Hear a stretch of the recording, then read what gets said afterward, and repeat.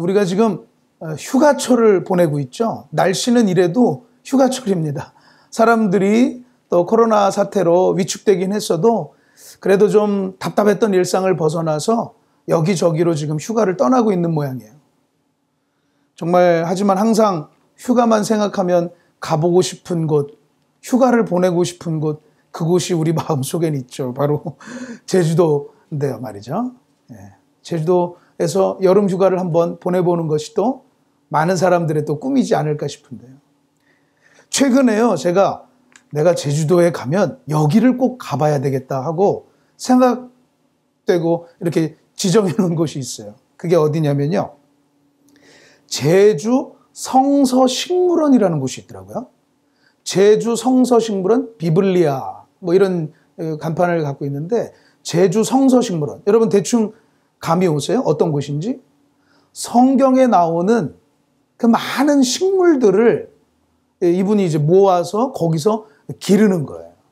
그래서 그곳에 어떤 식물이 있는가, 이런 식물이 있나 저런 식물이 있나, 또 표지판도 만들어 놓고 그렇게 했더라고요.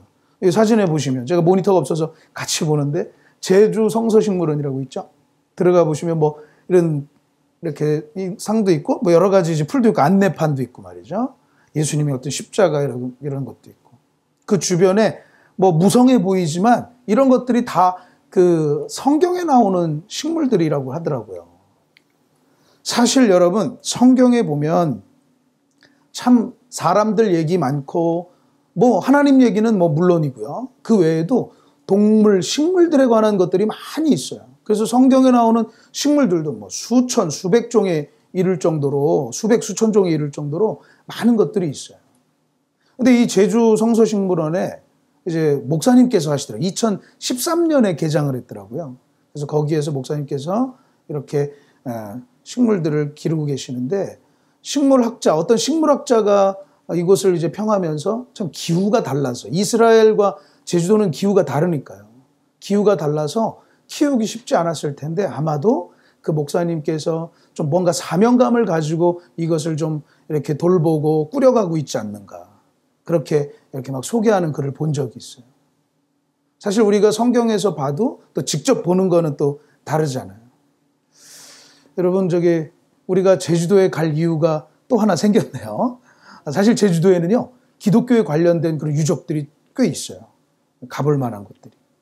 우리 한번 함께 가도 좋고, 우리 가족들끼리 제주도에 혹시 가게 되면 꼭 한번 들려보셔도 좋을 것 같아요. 제주 성서식물원이라는 곳이었습니다. 아까도 말씀드렸지만 성경에는요, 참 많은 그 식물들, 아마 이렇게 보고 배우면 더 잘 배울 수 있을 것 같은데, 그리고 또 식물들과 관련된, 동물이나 식물들과 관련된 이야기들도 참 많이 있어요. 자, 그 중에요, 오늘은 그 많은 식물들 중에, 성경에 나오는 많은 식물들 중에 하나를 우리가 배우려고 하는데, 오늘 16절에 그게 나옵니다. 여러분 한번 찾아보세요. 오늘 16절에 성경에 나오는 많은 식물들 중에 하나, 뭐가 나오죠? 바로 감람나무예요. 감람나무. 오늘 그것을 우리가 말씀을 통해서 배우려고 해요. 감람나무. 오늘 16절에 나오는 감람나무가 오늘 설교의 주제예요. 우리가 배워갖고 가야 될 내용인데요. 감람나무라고 이제 소개를 하고 있는데, 먼저 이 감람나무는 사실 성경이 번역을 하는 건데, 원래는 자이트라고 그래가지고, 원래 그 사람들 말로, 이스라엘 사람들 말로 자이트라고 하는데, 이게 바로 올리브 나무를 얘기해요. 근데 식물의 종에 따르면 감람나무와 올리브 나무는 좀 다른 종이에요. 그래서 우리가 번역을 이제 감람나무로 한 게 좀 맞지 않다. 그래서 어떤 성경 번역에는요, 그냥 여기 16절을 찾아보면 그냥 올리브나무 이렇게 돼 있는 성경도 있어요. 틀린 게 아닙니다. 그게 오히려 더 정확해요. 왜냐하면 그 감람나무라는 게 사실 중국 남부나 그 인도네시아 쪽에 이렇게 있는데, 왜 우리 남쪽에 가면 나무들이 얼마나 울창합니까? 그래서 이 감람나무라는 게 원래 있는데, 그거는 막 20m, 30m까지 자라는 큰, 막 대단히 큰 나무예요. 잎도 풍성하고 말이죠. 근데 오늘 사실 배우고 나시면 왜 감람나무로 번역했을까? 우리가 좀 이해는 돼요. 이제 그 내용을 우리가 보게 되면요.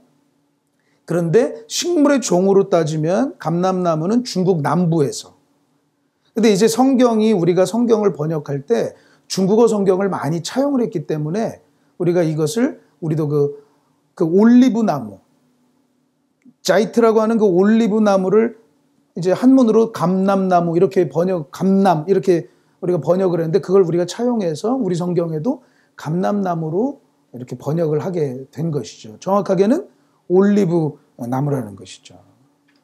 종으로도 틀리다고 말씀을 드렸어요. 여러분, 올리브 나무 하면 떠올리는 게 뭔가 있어요. 가장 먼저 떠오르는 거는 역시 올리브 나무 하면 올리브유가 떠오를 거예요. 올리브유, 그렇죠? 올리브 나무의 이 열매로 기름을 짜서 올리브유를 이제 만드는 건데요. 이 올리브유가 세계 5대 건강식품이라는 거죠. 오늘 우리가 보는 올리브 나무가 바로 이런 것인데요. 이건 아주 잘 자란 올리브 나무. 크게 이렇게 자란 것인데요. 거기에 이렇게 열매가 있어요. 그래서 어떤 사람은 이게 블루베리랑 좀 비슷하다 이렇게 얘기합니다. 초록색이었다가 이제 가을에 추수를 하는데 가을에 이스라엘에서는요 나무 열매를 이제 가을에 따요. 그래서 그 가을에 이렇게 보라색으로 이제 열매를 얻게 되죠. 그리고 이것으로 올리브유를 이제 짜내게 되는데 이 올리브유가 여러분 뭐 다들 아시겠지만 세계 뭐 5대 건강식품 중 하나라고 그러죠. 미국의 그 록펠러라는 아주 유명한 지금 돌아가셨지만 유명한 그 재벌은요 자기의 건강 비결로 매일 올리브유를 한 스푼씩 먹는 거였다. 이렇게 얘기를 했다고 해요. 매일 한 스푼의 올리브유가 내 건강 비결이다 말이죠. 아주 장수하신 분인데 그렇게 얘기했다고 그래요. 근데 이게 올리브유가 뭐 요리에 당연히 쓰이고요. 유럽에서 또 많이 쓰이죠. 근데 그 요리에도 쓰이고 건강식품으로도 쓰이지만 뭐 피부 미용이나 또 무슨 뭐 의약품 같이도 이 올리브유가 쓰고 그래요. 클레오파트라가 매일 아침 저녁으로 올리브유로 피부 마사지를 했다고 그러죠. 그럼 한번 좀 괜찮으시면 도전해 보시기 바랍니다.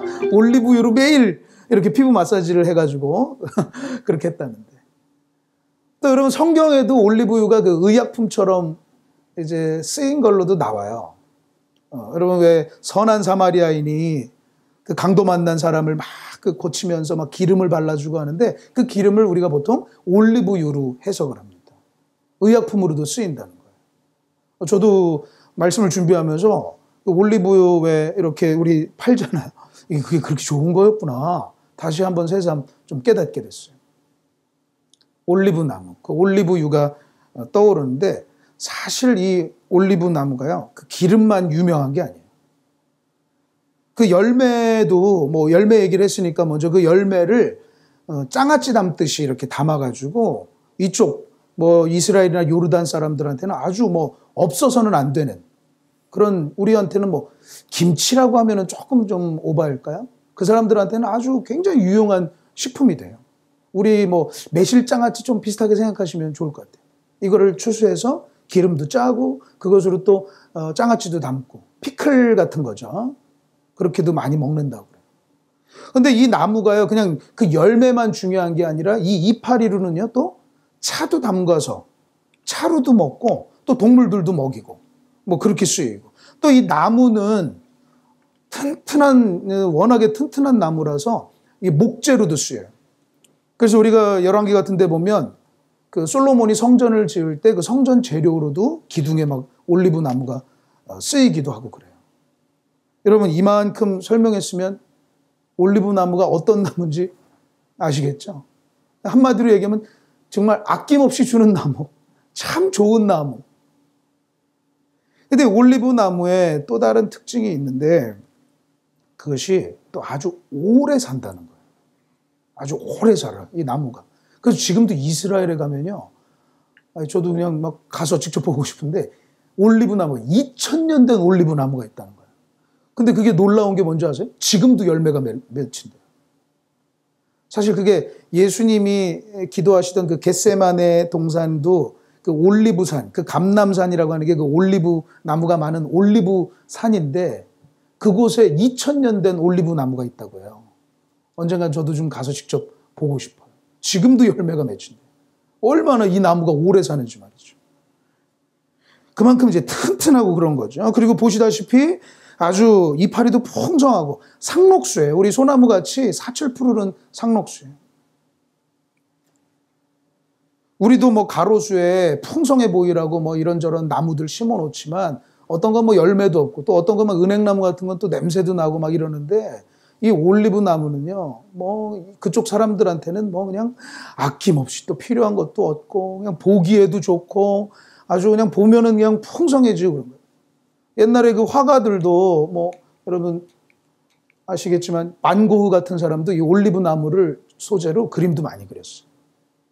아마 이 서양 사람들, 우리는 조금 올리브 나무 하면 조금 거리감이 있는데 이 이스라엘 사람들이나 유럽이나 서양 쪽 사람들한테 올리브 나무가 굉장히 친근한 나무가 아닐까 그런 생각을 해요. 푸른 감람나무, 올리브 나무라고 그랬죠. 제가 무슨 얘기를 하려고 하면 이 감람나무라는 게 그만큼 아주 뭐 그 사람들한테는 정말 소중한 나무고 풍성하고 막 이것저것 얻을 것도 많고 뭐 그런 거라는 거죠. 그래서 사람들이 이 감람나무를 그런 식으로 이해를 해요. 감람나무 하면은 막 그렇게 막 풍성하고 뭔가 좀 얻을 것도 많고 막 이렇게 받아들인다는 거죠. 그래서 요르단 쪽에 가면은 집집마다 올리브 나무 하나씩은 다 심는다고. 저도 그거 보고 올리브 나무도 하나 우리도 한번 심어볼까 생각이 들더라고요. 화분 갖다가. 근데 성경에서도 그렇다는 거예요. 성경에서 시편 52편 8절에 보면요. 그러나 나는 하나님의 집에 있는 푸른 감람나무 같으며 하나님의 인자하심을 영원히 의지하리로다. 그래서 자기 스스로를 나는 감람나무다. 하나님의 집에 심겨져 있는 감람나무다라고 고백하는 그런 노래도 있고요. 그리고 시편 128편 3절에는 여러분 여기 같이 한번 읽어보실까요? 같이 한번 화면을 보시고 다 시편 128편 3절입니다. 같이 시작. 네 집 안방에 있는 내 아내는 결실한 포도나무 같으며 네 식탁에 둘러앉은 자식들은 어린 감람나무 같으리로다. 그러니까 하나님의 은혜를 입은 가정 안에 이 자식들을 보면 감람나무 같다 이렇게 은유적으로 표현을 하는 거죠. 그러니까 그 감람나무가 대충 어떤 느낌인지 아시겠죠. 이 자녀들이 자라면서 또 많은 열매를 맺고 그런 감람나무 같이 하나님 키워주시겠죠. 이렇게 노래하는 거예요. 그러니까 성경에서 감람나무가 이런 식으로 참 좋은 나무, 아낌없이 주는 나무, 참 좋은 나무. 그러면서 성경에서 이 나무가 또 그 사람들한테는 하나님의 축복과 또 하나님의 복, 또 열매 이런 것들을 풍성하게 주시는 그렇게 상징하고 있다는 거죠. 그 사람들 문화 속에서도 또 성경 속에서도.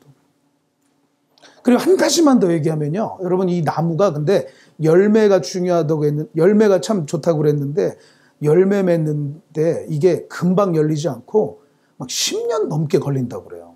한번 열매를 맺으려면. 그래서 이 열매가 올리브 나무가 열매를 맺는다. 그 표현은 평화를 또 상징한다고 그래요. 왜냐하면 전쟁이 나면 나무고 뭐고 다 싹 사라지니까 우리가 올리브의 나무에 열매를 맺는다고 하면 그동안에는 열매 맺을 동안에는 전쟁이 없었다. 이런 걸 상징하기 때문에 그 올리브 나무의 열매, 올리브 나무 이런 것들은 하나님이 주시는 평화도 이렇게 상징한다고 그래요. 제가 아까 제주 성수식물원을 좀 소개했는데 거기에 당연히 올리브 나무가 또 심겨져 있고 말이죠. 그런데요, 오늘 우리가 이 16절에서 본 그 감람나무가, 그 올리브 나무가 오늘은 또 어떻게 표현되어 있나, 어떻게 소개되고 있나 한번 보시죠. 이제 말씀으로 한번 좀 나무를 좀 길게 좀 소개했는데 이제 어느 정도 우리가 올리브 나무에 대해서 좀 받아들였으니까요. 오늘은 또 그 나무가 어떻게 소개되어 있는가 한번 오늘 본문에서 한번 보시죠. 16절입니다. 감람나무 하는데 올리브 트리죠. 올리브 나무. 그런데 어떤 감람나무? 푸른 감람나무죠. 하나씩 좀 자세하게 볼게요. 여기서 푸른이라는 뜻은 라난이라는 말을 써서 무성하고 또 신선하고 번성하고 이런 것들을 써요. 아까 얘기한 그 올리브 나무의 속성을 그대로 드러내는 거죠. 아주 막 무성하고 이파리도 무성하고 그런 나무라는 거예요. 여러분 생각해보면 뭐 감람나무라고 그런 속성을 가지고 있지만 왜 다 그렇겠어요? 때론 병들기도 하고 뭐 그렇지 않을까 싶은데 오늘 소개하는 이 16절의 감람나무는 어떤 감람나무? 푸른 감람나무. 아주 무성한, 잎도 무성한 그런 감람나무라는 거죠. 그리고 한 가지 더 있어요. 그것을 끝나지 않고 어떤 푸른 감람나무? 아름다운 푸른 감람나무예요. 여기서 아름답다라는 것은 앞에라는 말을 쓰고 있는데 이건 멋있다. 우리가 사람 보고 왜 잘생겼다. 이런 거 표현하죠. 왜 우리 나무도, 우리 집사님도 나무 좋아하시지만 나무도 이 잘생긴 나무들이 있어요. 그죠? 삐뚤빼뚤 하는 게 아니라 잘 키운 나무. 그걸 또 이제 꽃 파시는 분들이 그렇게 키워서 또 팔죠. 근데 여기서 감람나무는 푸른 감람나무인데 푸른 감람나무이고 또 어떤 아름다운 푸른 감람나무. 생기기도 멋있게 생긴 푸른 무성한 그런 감람나무예요. 하나만 더 나가볼게요. 그걸로 그치지 않아서. 여러분 그 앞에 어떤 또 수식어가 있죠? 좋은 열매 맺는.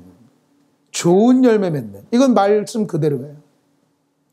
그러니까 오늘 우리 16절에서 우리가 보는 이 감람나무 한 그루가 어떤 감람나무? 이파리도 무성하고 생기기도 멋있게 생기고 또 열매도 그냥 막 주렁주렁 열어서 그걸로 막 올리브유도 만들고 하는 그런 나무라는 거죠. 오늘 소개한 나무. 근데 놀랍게도 이 좋은 열매 맺는 아름다운 푸른 감람나무가 누구를 얘기하는가? 바로 유다 백성들, 이스라엘 백성들을 얘기하고 있는 거예요. 여러분 다시 16절을 한번 처음부터 보실까요? 여호와께서는 그의 이름을 일컬어 좋은 열매 맺는 아름다운 푸른 감람나무라 하였었으나. 그렇죠. 여기서 그라는 게 그 유다 백성을 얘기하는 거예요. 우리가 지금까지 예레미야를 통해서 계속 보고 있는 그 예레미야를 통해서 선포하고 있는 그 이스라엘 백성들, 유다 백성들, 더 정확하게는 그 하나님의 백성들을 하나님께서 뭐라고요? 푸른 감람나무, 좋은 열매 맺는 아름다운 푸른 감람나무, 그 올리브나무, 그렇게 얘기하고 있다는 거죠. 그런데 그러니까 여러분 한번 좀 그 나무의 이미지를 한번 머릿속에 한번 그려보세요. 그러니까 이스라엘 백성이라는 게, 유다 백성이라는 게 정말 그 사람들이 좋아하고 열매 맺고 잎도 무성하고 막 뭐 생기기도 참 반듯하게 잘 생기고 열매도 막 주렁주렁 맺고 그런 나무로 비유하고 있다는 것이죠. 그런데요, 아쉬운 점이 있어요. 얼마나 멋있어요. 여러분 누가 아쉬운 점 전에 누가 여러분 우리를 또 우리 자녀들을 아우 너는 정말 진짜 감람나무 같다. 그것도 아주 그냥 푸른 나무다. 너를 보면 어떻게 이렇게 아름다운 푸른 감람나무가 연상되니? 여러분 기분 좋아요, 안 좋아요? 아, 좋죠. 아마 저희 뭐 큰아이 작은아이 보고 누가 아우 얘는 어떻게 이렇게 푸른 감람나무 같아. 그런 얘기를 들으면 기분이 너무 좋을 것 같아요. 저한테 누가 그런 얘기 해주시면 더 좋을 것 같고 말이죠. 물론 좋고 말이죠. 그렇게 얘기하는 거예요. 얼마나 멋있어요. 근데 제가 방금 아쉬운 점이라고 하는 게 그 다음 구절이에요. 여러분 16절에 참 참담하지만요. 어떤 내용이 있냐면 큰 감람나무라 하였으나 어떻게 해요? 큰 소동 중에 그 위에 불을 피웠고 그 가지는 꺾였도다. 그러니까 이 사람들이 푸른 감람나무, 이 수식어가 많아서 이게 참 말하기 힘드네요. 좋은 열매 맺는 아름다운 푸른 올리브 나무인데 지금은 어떻다는 거예요? 큰 소동 중에 불이 붙었다는 거예요, 나무에. 근데 여기서 이제 큰 소동중을 이게 성경학자들이 여러 가지로 이렇게 좀 번역을 하기도 하고 해석을 하는데 이 소동이 비가 많이 내리고 막 비가 내릴 때 막 천둥치고 하는 뭐 그런 소동 있죠. 그런 거를 얘기하는 거거든요. 그래서 어떤 성경에서는 벼락이 떨어져서 불이 붙었다. 이렇게 또 번역을 하는 경우도 있어요. 그러니까 나무가 이렇게 정말 이렇게 무성하게 있는데 그 위에 그냥 비 내릴 때 벼락이 뚝 떨어져가지고 나무가 다 타버리고 가지가 다 꺾이고 왜 우리 여러분 등산 가다 보면 고목이 막 벼락 맞고 쓰러진 거 있잖아요. 그런 나무처럼 돼버렸다는 거예요. 아, 참담하죠. 땔감으로나 쓸까요? 이스라엘 백성이 그렇다는 것이죠. 원래 하나님은 그들을 그렇게 그런 올리브나무로, 아름다운 올리브나무로 지으셨는데 지금은 벼락을 맞아가지고 불타버리고 이파리 하나도 없고 그냥 썩어서 부러지고 그냥 죽은 고목처럼 돼 있다는 것이죠. 어떻게 그런 일이 있었는가? 어떻게 그런 거예요? 아까 말씀하신 것처럼, 아까 제가 비유를 드린 것처럼, 어떻게 집사님 아들은 그냥 푸른 감람나무 같아요. 그런 얘기를 듣다가 거기에 하나 벼락 맞은 나무 같아요. 이런 얘기를 얼마나 가슴이 아프겠어요. 그런 가슴 아픈 얘기를 지금 하나님께서 예레미야를 통해서 얘기하고 싶다는 거죠. 도대체 무슨 일이 있었던 겁니까? 17절에 그 이유가 나옵니다. 여러분 17절에 어떤 일이 있었죠? 바알에게 분향함으로 나의 노여움을 일으켰단 말이죠. 그들이 왜 그랬는가? 바알에게 제사, 바알에게 예배를 드렸다. 바알한테 마음을 빼앗겼다는 거예요. 여러분 우리가 좀 오해하지 말아야 되는 게 우리가 예레미야를 우리가 뭐죠? 여러분 그분이 어떤 분이죠? 선지자죠. 예언자예요. 앞으로 일어날 일들을 얘기하는 거예요. 그러니까 지금 우리가 계속해서 예레미야 말씀을 듣고 있는 거는 물론 나중에 그 일이 일어납니다. 근데 지금 예레미야가 하고 있는 거는 그런 일이 지금 일어난 게 아니라 앞으로 어떻게 그렇게 될 거라는 거예요. 그걸 지금 일어난 것처럼 그게 선지자예요. 미리 보는 거예요. 선지자. 미리 아는 거예요. 예언자. 그러니까 사람들은 지금 어떻게? 우리는 푸른 감람나무야. 이렇게 하고 있을 수도 있다는 거예요. 근데 그게 너는 이제 벼락 맞은 꼴이 될 거다. 이렇게 얘기하고 있는 거예요. 그래서 사실 여러분 혹시 11장 예습해 오셨나요? 그 뒤에 보면 예레미야가요. 고향 사람들한테 막 살해 위협을 당해요. 그게 그 뒤에 나옵니다. 이제 혹시 못 읽으셨으면 집에 가서 꼭 읽어보세요. 예레미야가 아나도 출신인데 아나도 그 고향 사람들, 고향 친구들한테 살해 위협을 당해. 너 시끄럽다. 왜 그렇게 재수없는 얘기를 하고 돌아다니냐. 이런 식으로 말이죠. 근데 예레미야는 어떻게 해요? 하나님의 말씀을 받아서 그걸 대언하면서 너 그런 꼴이 될 거다. 푸른 감람나무, 아름다운 열매 맺는 감람나무, 벼락 맞은 꼴이 되는 그런 나무가 될 거다. 왜요, 여러분? 뭐라고요? 바알에게 이렇게 분향하면. 바알에게 분향하고 그 우상들에게 절하고 그렇게 되면 벼락 맞은 꼴이 될 거다라고 얘기했다는 것이죠. 그 다음에 뭐라고 되어 있습니까? 바알에게 분향함으로 나의 노여움을 일으켰다. 그 다음에 뭐라고 됐죠? 이스라엘 집과 유다 집의 악으로 말미암아 그를 심은 만군의 여호와께서 그에게 재앙을 선언하셨느니라. 이렇게 되어 있어요. 하나님은 그들을 심으셨다고 그랬어요. 그들이 사는 땅에 그들을 푸른 감람나무, 이 비유 은유죠. 그 푸른 감람나무처럼 열매를 많이 맺고 잎이 보기에도 아름답고 그렇게 멋진 모습으로 그들을 심으셨다는 거예요. 그 땅에 살도록. 근데 지금은 어떻게 해요? 벼락 맞아서 무너진 꼴이 돼버렸다는 거죠. 왜요? 바알에게 분향하면서. 반대로 어떻게 해요? 하나님을 버리면서 그렇게 되었다는 것이죠. 때로는 간음한 여자라고 비유를 했죠. 제가 우상숭배라는 게 하나님 싫어. 난 이것만 섬길 거야. 그게 아니라고 했죠. 한 발은 바알한테 하나님을 섬겨요. 그리고 또 한 발은 바알에게 또 섬겨요. 그러니까 꼭 마치 바람 피는 여자처럼 성경은 그걸 그렇게 얘기해요. 여호수아를 통해서도 너 바알 섬길지 여호와 섬길지 선택하라. 하나님은 늘 선택을 강요하셨거든요. 근데 그것이 왜 그렇게 하나님을 이렇게 좀 속상하게 하고 그랬는가? 그게 언약이었다는 것이죠. 여러분 4절에 보면 하나님께서 이스라엘 백성들과 언약하신 것이 있었어요.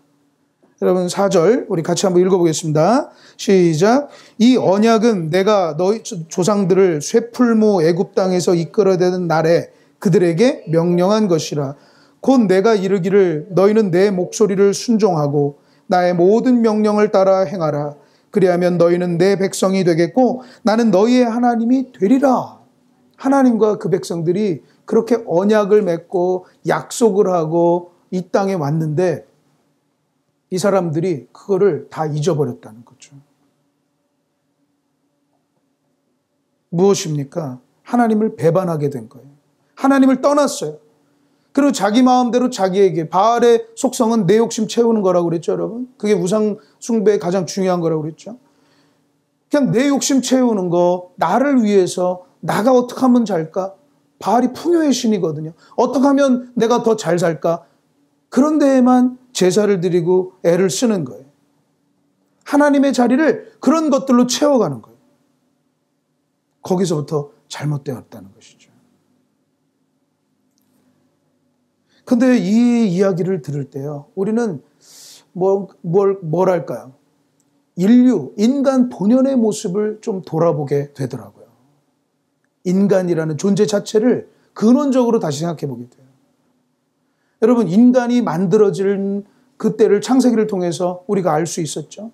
인간이 어떻게 만들어졌습니까? 하나님의 숨결을 이어받아서 어떤 모습으로? 하나님의 형상으로. 그리고 하나님은 그들에게 에덴 동산을 다스리고 돌보도록 하셨어요. 그리고 늘 하나님과 거닐면서 교제하고 그랬어요. 그러니까 인간은 애초에 아름답게 지어진 거예요. 아름답게 지어졌어요. 하나님과 교제하면서 그 풍요로운 에덴 동산의 모든 것들을 누릴 수 있고 거기에서 행복을 가질 수 있도록 지어진 거예요. 세상에는 성선설이다, 사람이 착하게 태어났다, 악하게 태어났다, 성선설, 성악설 얘기하지만 성경은 아주 분명하게 인간의 존재 자체는 하나님의 숨결과 하나님의 형상을 가진 아름다운 존재. 그래서 거기서 풍성한 삶을 살도록 그렇게 만들어진 거라는 것이죠. 그게 성경의 증언이에요. 실제로 그랬고요. 그리고 예전에 제가 한번 말씀을 드린 것 같은데 인간에겐 또 하나님이 능력도 주셨어요. 이건 좀 나중에 우리가 다른 주제인데 인간의 능력이라는 건 놀랍습니다, 여러분. 상식적으로만 생각할 수 없어요. 심지어 스케이트보드 타고 자전거 묘기 부리는 그런 분들 보세요. 저걸 어떻게 해? 입이 떡 벌어지는 일들이 수없이 있어요. 근데 그만한 능력을 다 주셨다는 거죠. 우리에게도 동일하게 주셨어요, 여러분. 그러니까 우리는 모두 그 인간에게 우리가 인간이니까요. 하나님은 그러니까 우리에게 적용해서 애초에 우리가 행복하고 하나님과 교제하면서 풍성한 삶을 살고 또 이 동산을 다스릴 만한 능력도 얻고 그런 존재였다고요. 근데 그게 언제부터 어그러지죠? 죄가 들어오면서. 죄가 들어오면서. 하나님의 말씀을 어기는 죄. 어떤 분들은 그래요. 아니, 그거 선악을 알게 하는 나무라고 해요. 사실 나무 하나 열매 따먹은 게 대단한 죄라고 얘기하는. 그렇죠. 여러분, 상식적으로 그렇죠. 아니, 다 먹는데 그거 하나 열매 먹었다고 그게 무슨 대단한 죄입니까? 죄를 오해하시는 분들이 있어요. 근데 성경이 말하는 죄는 뭡니까? 하나님의 말씀을 무시한 거죠. 하나님을 무시하는 거예요. 하나님이 하지 말라고 했는데 그것을 그냥 아무 거리낌 없이 하는 거예요. 그것이 죄예요. 그래서 가끔 우리도 저분은 진짜 법 없이 살 뿐이야. 참 선하신 분이 있어요. 착하신 분이 있어요. 하지만 성경적으로는 그분이 만약 하나님을 몰랐다면 그건 죄라는 것이죠. 우리가 생각하는 죄, 무슨 살인하고 강도짓하고 그런 일들은요, 죄의 열매라고 할 수 있어요. 더 엄밀하게 얘기하면. 하나님을 떠나서 하나님을 무시하는 상태에서 그런 거짓말들과 강도짓들과 그런 폭력들이 나오게 되는 거죠. 그 죄가, 하나님을 떠난 죄가 그 모든 것을 어그러지게 한 거예요. 그런데요, 오늘 4절로 돌아와서 하나님은 그것을 어떻게 회복시키냐면 언약으로 회복시키려고 하셨어요. 그 이스라엘 백성들을 애굽 땅에서 탈출시키고 그 가나안 땅에 심으시면서 땅을 파고 그것을 심으시면서 그 백성을 감람나무 심듯이 심으시면서 언약을 맺으신 거예요.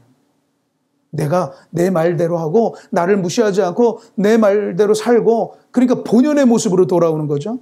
인간 본연의 모습으로 돌아오면 내가 너희 하나님이 되고 너희들을 정말 푸른 감람나무처럼 그렇게 삼고 하겠다. 그렇게 말씀하시는 것이죠. 사실 실제로 그런 게요. 여러분 16절 좀 왔다 갔다 하니까 죄송합니다. 좀 잘 따라와 보세요. 16절에 여호와께서 그의 이름을 일컬었다고 그랬죠. 여기서 일컫다라는 말이 그렇게 임명하다라는 거예요. 그러니까 이스라엘 백성이 잘나서가 아니에요.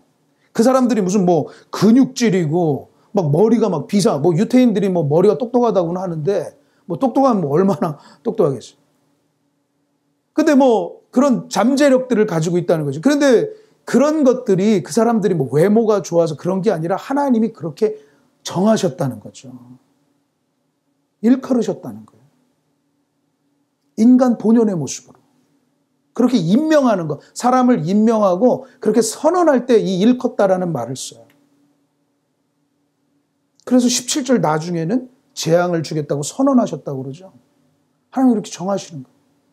그러니까 그들이 뭔가 뭐 외모가 좋아서 그런 게 아니라 언약의 백성이기 때문에 이 백성이 다시 인간 본연의 행복하고 풍성한 삶으로 내가 회복시키겠다. 그리고 약속을 하신 거예요. 그리고 그들이 약속을 깼기 때문에 그렇게 또 선언하시는 거죠. 부러진 나무가 될 거예요.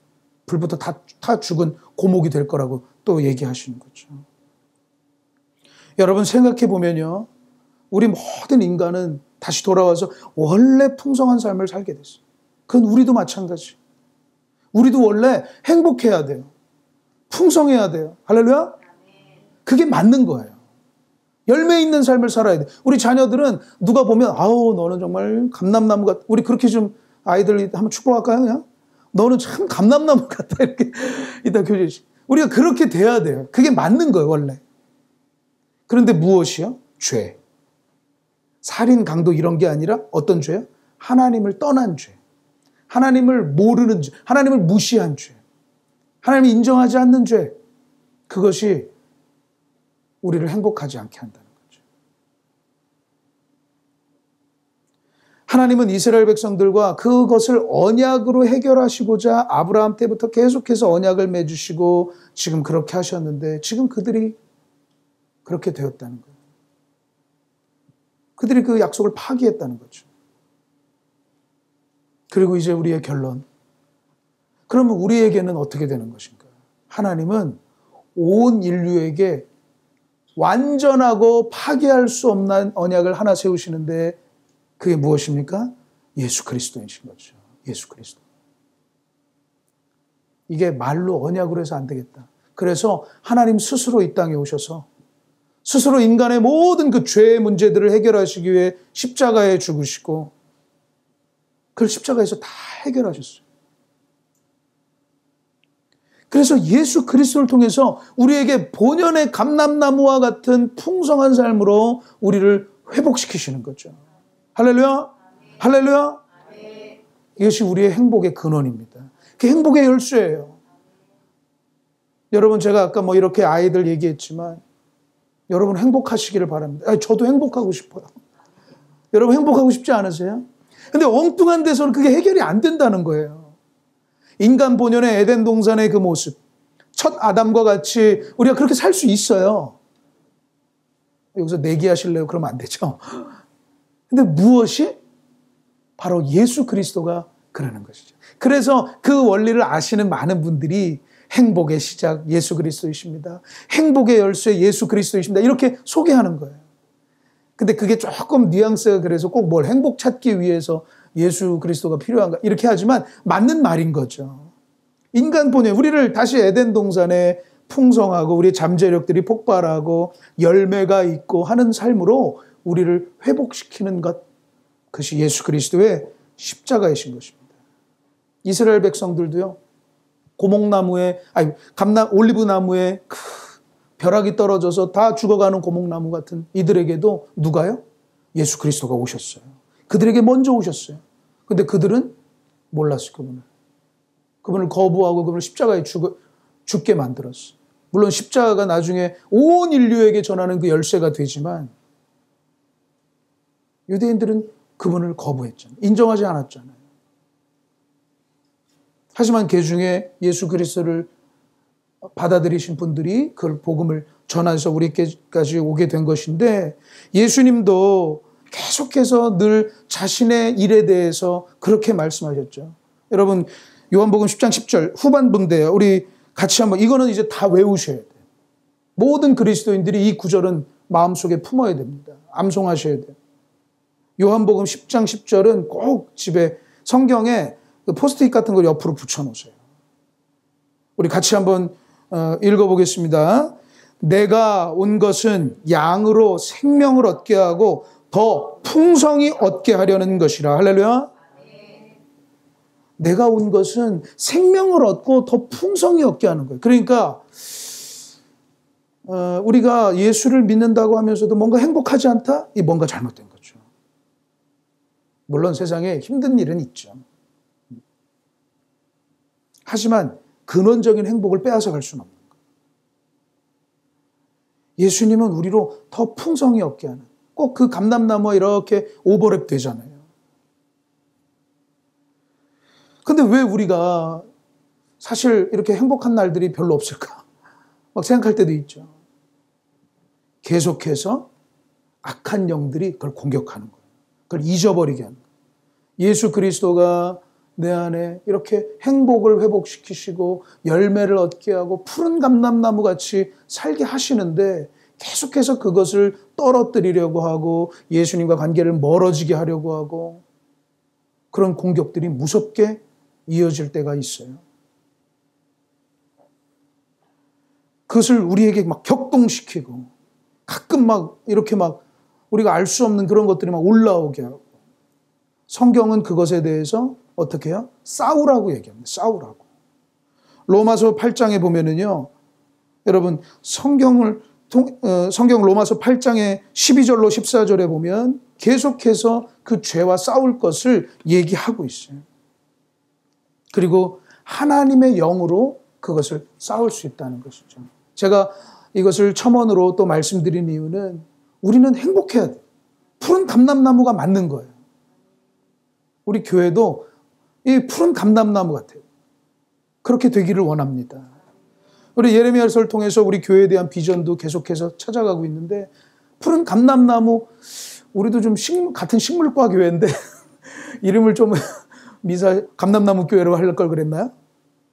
봄꽃처럼 화사하게 피는, 그게 맞는 거예요. 성도라면 봄꽃처럼. 하지만 우리에게 또 여러 가지 일들이 우리의 시들게 하고 우리를 하지만 그것이 정상은 아니에요. 그렇다고 여러분 맨날 하하하하 웃으란 얘기 아닙니다. 우리에게 빼앗을 수 없는 근원적인 행복들이, 흔들리지 않는 행복들이 있는 것이 맞다는 것이죠. 사랑하는 여러분, 예수님도 내가 포도나무고, 가끔은 포도나무로 비유하시면서 너희가 가지다. 저가 내 안에, 내가 그 안에 있으면 이 사람은 열매를 많이 맺을 수밖에 없다 얘기하셨어요. 예수 그리스도께서 우리를 감람나무처럼 열매 맺게 하십니다. 그렇게 회복시키십니다. 할렐루야. 하나님이 그렇게 심으신 것으로 회복시킵니다. 그러니까 여러분, 죄와 싸우면서 늘 예수님과 동행하고 예수님과 가까이 살려고 하고 예수님의 말씀과 가까이 하려고 하고 늘 그렇게 사시게 되기를 축원해요. 우리 안에 근원적인 행복, 빼앗을 수 없는 행복이 있을 것입니다. 어려운 일들 속에서도 예수님의 십자가를 생각하고 어떻게 하면 내가 예수님과 더 가까이 살아갈까? 찬송 들으세요. 찬양을, 예수님을 향한 찬양들을 평소에도 많이 들으시고 말씀을 읽으시고 예수님의 이름으로 기도하시고 기도로 하루 일과를 시작하고 그렇게 늘 예수님 안에 우리가 살다 보면 우리를 원래의 모습, 감람나무처럼 우리로 풍성히 살게 하시는 하나님을 우리가 경험하게 될 줄로 믿습니다. 여러분 행복하시기를 주님의 이름으로 축원드립니다.